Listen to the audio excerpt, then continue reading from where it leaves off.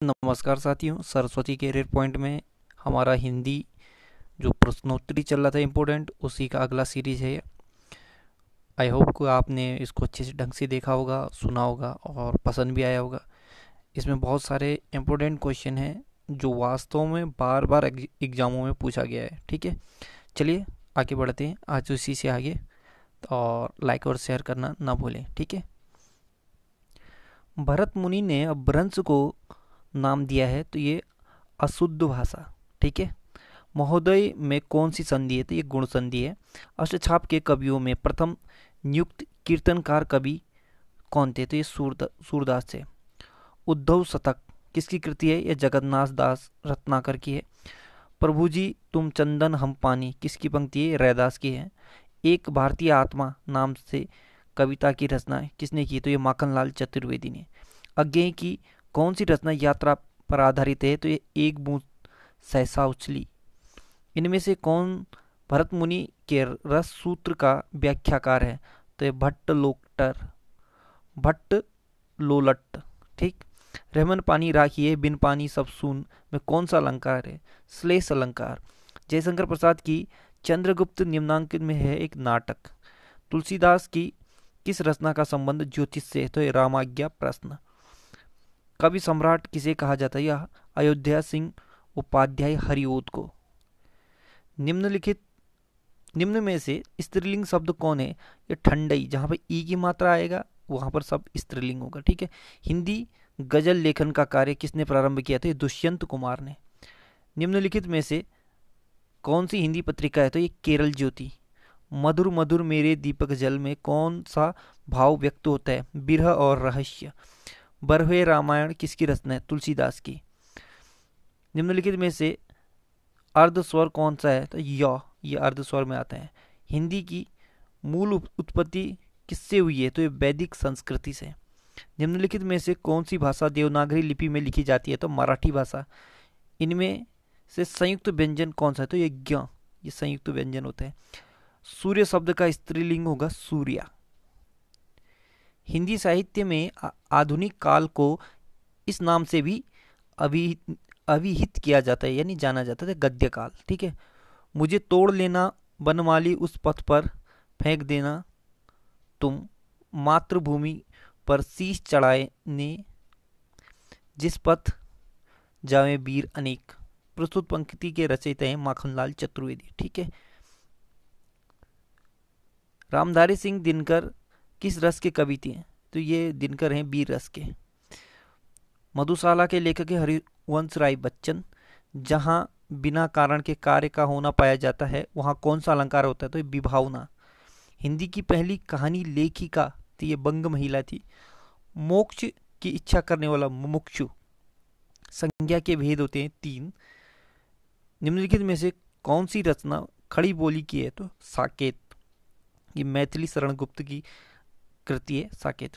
ठेले पर हिमालय रचना किसने, धर्मवीर भारती। सबसे प्राचीन कौन सी वीरता है, तो ये वाक वीरता। आंसू का बहुवचन होगा आंसुओं। नीलकमल में कौन सा समास है, कर्मधारय समास। गीतांजलि के रचयिता कौन है, रविंद्रनाथ टैगोर। चाय किस भाषा का शब्द है, चीनी भाषा का। व्याकरण की दृष्टि से प्रेम शब्द क्या है, भाववाचक संज्ञा। उत्तर भारत में भक्ति का प्रसार करने का श्रेय किसे प्राप्त है, स्वामी रामानंद को। ठीक है, हिंदी का पहला दैनिक रामायण दैनिक समाचार पत्र कौन सा है, तो हिंदी का जो पहला दैनिक समाचार पत्र था उतंड मारतंड। ठीक है, ये जुगल किशोर ने इसका संपादन किया था। जयशंकर प्रसाद की काव्य भाषा कौन सी है, तो ये खड़ी बोली। दांतों तले अंगुली दबाना का अर्थ होता है आश्चर्य करना। भारत विभाजन और सांप्रदायिकता की घटनाओं से संबंधित कौन सी कहानी है, मालवे का मालिक। मलबे का मालिक। ठीक है, भाषा के शुद्ध रूप का ज्ञान किससे होता है, तो व्याकरण से होता है।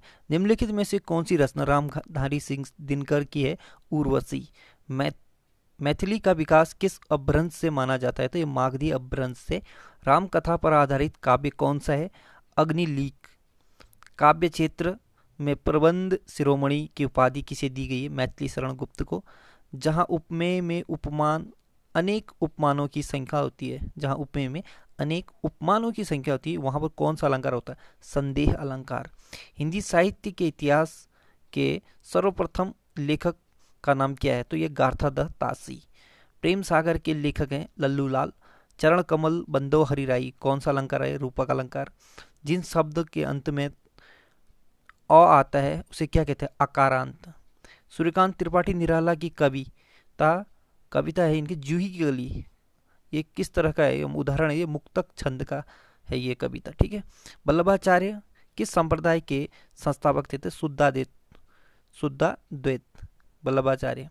निम्नलिखित में से किस पुस्तक में भ्रमर गीत का प्रसंग है? तो ये सूर सागर में, ठीक है। भ्रमर गीत का जो प्रसंग है वह है सूर सागर में। गागर में सागर मुहावरे का अर्थ है संक्षेप में गहरी बात कहना। 2007 ईस्वी का 8वां विश्व हिंदी सम्मेलन कहाँ आयोजित हुआ? तो ये न्यूयॉर्क में हुआ था। चौपाई के चारों चरण में कितनी मात्राएं होती हैं? तो चौपाई में 16-16 मात्रा होती है चारों चरण में। अब भ्रंश शब्द का प्रयोग सर्वप्रथम किसने किया? पतंजलि ने। भारतेंदु हरिश्चंद्र के अनुसार हिंदी नई चाल में कब ढली? तो ये 1873 ईस्वी में। तोड़ती पत्थर कैसी कविता है? यथार्थवादी कविता है। शोभित कर नवनीत लिए घुटरुनु चलत रेनु तन पंडित मुख दधि लेप किए, इस पंक्ति में कौन सा सारस है? वात्सल्य सारस है, ठीक है। रीतिकाल का वह कौन सा कवि है जो अपने मात्र एक कृति से हिंदी साहित्य में अमर हो गया? तो ये बिहारी थे, ठीक है। इन्होंने बिहारी सत्सई लिखा। निम्नलिखित में से छायावाद के प्रवर्तक का नाम क्या है? जयशंकर प्रसाद। निम्न विकल्पों में से कौन सा एक महाकाव्य नहीं है? कुरुक्षेत्र। अर्थ के आधार पर वाक्य के कितने भेद होते हैं? तो अर्थ के आधार पर वाक्य के 8 भेद होते हैं। मनोविश्लेषणात्मक शैली के उपन्यासकार कौन है? इलाचंद्र जोशी। बिहारी निम्नलिखित में से किस काल के कवि थे? तो ये रीतिकाल के कवि थे। दोपहर के बाद के समय को क्या कहते हैं? अपराह्न। बुंदेले हरबोलों के मुंह से हमने सुनी कहानी थी, खूब लड़ी मर्दानी वह तो झांसी वाली रानी थी। प्रस्तुत उपरोक्त पंक्तियों की रचयिता कौन है? तो ये सुभद्रा कुमारी चौहान, ठीक है। नीलगाय में कौन सा समास है? कर्मधारय समास। हिंदी भाषा में कितने वचन होते हैं? तो ये 2 वचन होते हैं हिंदी। विनय पत्रिका के रचयिता कौन है? तो ये तुलसीदास थे। प्रथम सूफी प्रेमाख्यान काव्य के रचयिता थे मुल्ला दाऊद। निम्नलिखित में से कौन सा शब्द तत्सम है? काल। चौपाई के चारों चरण में कितनी मात्राएं होती? तो जो चौपाई होती है उसमें 16-16 मात्राएं होती। अशोक के फूल ये निबंध संग्रह है हजारी प्रसाद द्विवेदी द्वारा लिखित। हिंदी साहित्य के आधुनिक काल को इस नाम से भी अभिहित किया जाता है, तो ये गद्य काल। मानवीकरण अलंकार का प्रयोग किस प्रकार की कविता में हुआ है? तो नई कविता में। रामचरितमानस किस भाषा में लिखा गया है? तो ये अवधी भाषा में लिखा गया है रामचरितमानस। पृथ्वीराज रासो किस काल की रचना है? तो ये आदिकाल की है और इसे चंद्रबरदाई ने लिखा था। विखंडन की अवधारणा का संबंध किस वाद से? तो ये संरचनावाद में है विखंडन की अवधारणा। जायसी के सर्वोत्कृष्ट ग्रंथ का नाम क्या है? पद्मावत।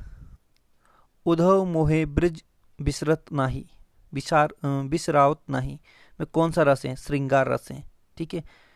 एक उद्धव और कृष्ण का जो वार्तालाप होता है उसमें कहा गया गोपियों के लिए। दोहा और रोला को क्रम से मिलाने पर कौन सा छंद बनता है? कुंडलियां। दोहा और रोला को मिलाने से कुंडलियां बनती है, ठीक है। धातुसेन प्रसाद के किस नाटक का पात्र है? तो ये स्कंदगुप्त। धातुसेन प्रसाद ये स्कंदगुप्त नाटक का पात्र है, ठीक है। मुंडा भाषा परिवार का क्षेत्र कौन सा है? छोटा नागपुर। आनंद कादम्बिनी पत्रिका के संपादक कौन थे? तो चौधरी बद्री नारायण प्रेमघन। राजगृह में कौन सा समास विद्यमान है? तो तत्पुरुष समास राजगृह। कामायनी किसकी रचना है? जयशंकर प्रसाद की। इतिहास शब्द का शुद्ध विश्लेषण क्या है? ऐतिहासिक। महात्मा गांधी अंतर्राष्ट्रीय हिंदी विश्वविद्यालय का मुख्यालय कहाँ है? वर्धा में। राजेंद्र कुमार द्वारा संपादित पुस्तक आलोचना का विवेक किस विधा से संबंधित है? तो ये है आलोचना का विवेक, यह आलोचना विधा में लिखा गया है। राजेंद्र कुमार द्वारा संपादित पुस्तक है। विशल देव रासो के रचनाकार का नाम क्या है? नरपति नाला। भूषण किस रस के कवि हैं? तो ये वीर रस के। निराला को कैसा कवि माना जाता है? क्रांतिकारी। ठीक है, संसद का विद्रोह कवि भी कहते हैं सूर्यकांत त्रिपाठी निराला को।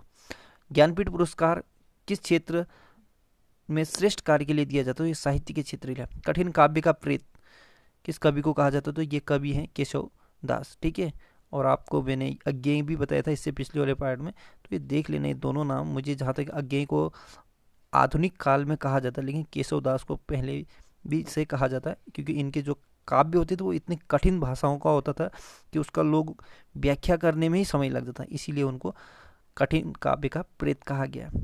हिंदी में स्वतंत्र रूप से बोले जाने वाले अक्षर क्या हैं? स्वर।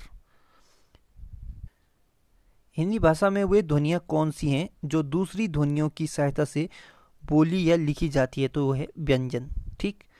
निम्नलिखित में से कौन सी पुस्तक रामचंद्र शुक्ल द्वारा लिखी गई है? तो ये हिंदी साहित्य का इतिहास। वीर रस का स्थायी भाव होता है, तो ये उत्साह होता है। अवधी भाषा के सर्वाधिक लोकप्रिय महाकाव्य का नाम है तो रामचरितमानस। निम्नलिखित में से कौन सा अक्षर पश्च स्वर है? तो पश्च स्वर आ। रसोई घर में कौन सा समाज है? तत्पुरुष समाज। हिंदी साहित्य के किस भाव को व्यभिचारी भाव कहते हैं? तो इस संचारी भाव को ही व्यभिचारी भाव। जहाँ एक ही शब्द के अनेक अर्थ व्यक्त किए गए हों तो वहाँ पर कौन सा अलंकार होता है? तो ये श्लेष अलंकार। ठीक है। आदिकाल में किस कवि ने अवहट्ट भाषा की रचना की? तो ये अब्दुल रहीम ने अवहट्ट भाषा की स्थापना की या रचना की।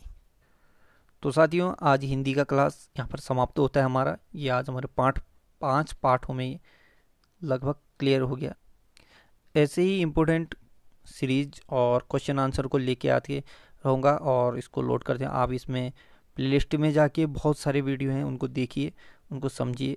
जो एग्ज़ाम ओरिएंटेड हैं उन्हीं को ही दिया है, बाकी तो स्टोरी भरना नहीं है, क्योंकि आप फैक्टेबल पढ़िए, थोड़ा पढ़िए, लेकिन जो एग्ज़ाम ओरिएंटेड है वही पढ़िए, उसी में तैयारी कीजिए। ठीक है।